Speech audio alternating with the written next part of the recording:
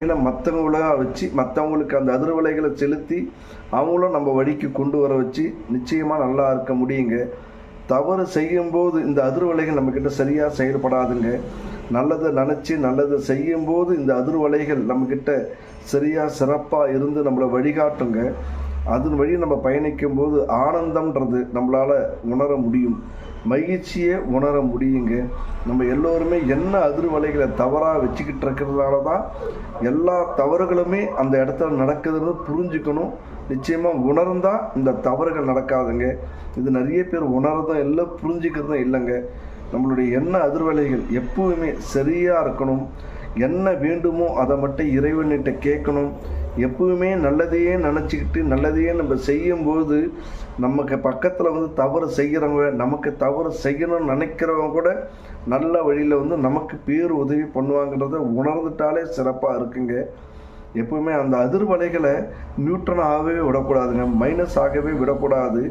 அது மேலும் மேலும் அதிகரிச்சுக்கிட்டே இருக்கிறதுக்கு நம்ம என்ன செய்யணுமோ அதன் வழி நம்ம பயணம் பண்ணிக்கிட்டே இருக்கணுங்க. தெய்வத்தை மனசில் நினச்சி உச்சரிச்சுக்கிட்டு இறைவன் நாமத்தை மனசால் உச்சரிச்சுட்டு இருக்கும்போது அந்த எண்ண அதிர்வுகள் மைனஸாகவே ஆகாதுங்க, நியூட்ரனாகவும் ஆகாதுங்க.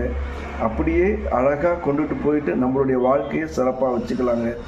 தவறு செய்கிறவங்க எல்லாமே இப்படி பண்ணுறது இல்லாதனால தான் நிறைய பிரச்சனை அவங்க மாட்டிகிட்டு இருக்காங்க. தெரிஞ்சு தவறுகள் என்றைக்குமே அதுக்குண்டான பலாபலனை தரும். நல்ல விஷயங்கள் என்றைக்குமே அதுக்குண்டான பலாபலன் தருங்க.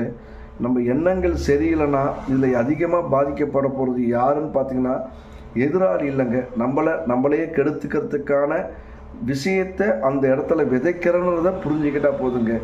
பார்வை, சிந்தனை, செயல், உணவு பழக்க வழக்கங்கள் பழகிறவங்க இவங்களை எல்லாருமே நம்ம தவறானதாக தேர்ந்தெடுக்கும்போது எதிராளிக்கும் மற்றவங்களுக்கு துன்பங்கள் வரும், துயரங்கள் வரும். இதெல்லாமே ஒரு அளவுக்கு மேலே போச்சுன்னா அது வேறு மாதிரி போயிடும். ஆனால் இது மொத்தமாக பாதிக்கக்கூடியது எதுன்னு பார்த்தீங்கன்னா பஞ்சபூதங்களாலான இந்த தேகம் மட்டும். நம்ம தேகம்தான் பாதிக்கின்றத உணர்ந்துட்டோன்னா இந்த தவறுகளாக நம்ம செய்ய மாட்டோங்க. கடைசியில் இறைவன் இந்த இடத்துல நின்று வேலை செய்வார் நம்ம எதிர்பார்க்கறது நம்மளுடைய அறியாமை. நம்ம என்னென்ன செய்கிறோமோ அதுக்கான பலாபலன் நம்மளும் இந்த தேகமும் தான் அனுபவிச்சு ஆகணுன்றதை உணர்ந்துட்டா இந்த தவறுகள் நடக்காதுங்க.